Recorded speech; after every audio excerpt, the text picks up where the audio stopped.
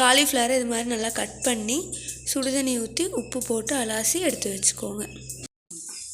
இப்போ உப்பும் மஞ்சத்தூளும் போட்டு தண்ணி சேர்த்து வேக வச்சு எடுத்துக்கலாம். இப்போ வேக வச்ச காலிஃப்ளவரை நல்லா தண்ணி இல்லாமல் வடித்து எடுத்துக்கலாங்க. ஏன் இவ்வளோ டைம் நம்ம காலிஃப்ளவரை அலாசுகிறோம் அப்படின்னா காலிஃப்ளவருக்கு நிறைய மருந்து அடிச்சிருப்பாங்க. அதனால் நம்ம நல்லா சுத்தம் பண்ணிக்கிட்டோம் அப்படின்னா அந்த மருந்து எல்லாம் போயிடுங்க. கடுகு, உளுந்து, சோம்பு சேர்த்திக்கலாங்க.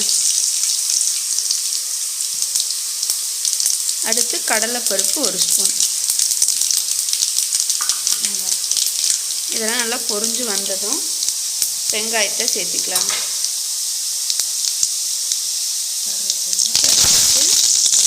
கருவேப்பிலை, 1 வரமிளகாய், சின்ன வெங்காயம். நல்லா வெங்காயம் வணங்குற வரைக்கும் வதக்கி விட்டுக்கலாங்க. அடுத்து 1/2 spoon chicken masala சேர்த்திக்கலாங்க. 1/4 spoon garam masala சேர்த்திக்கலாங்க.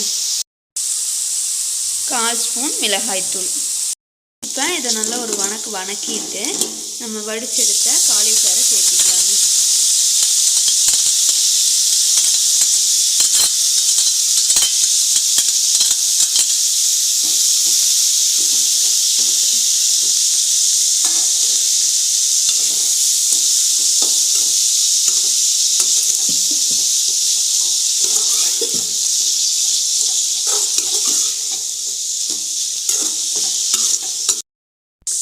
ரெண்டு நிமிஷம் நல்லா வணக்கி விட்டு தேங்காய் பூ போட்டு இறக்கிக்கலாங்க.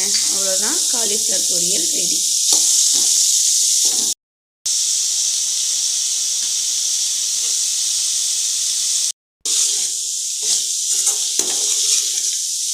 பார்த்துட்டு கமெண்ட் எப்போ இருக்குன்னு சொல்லுங்க.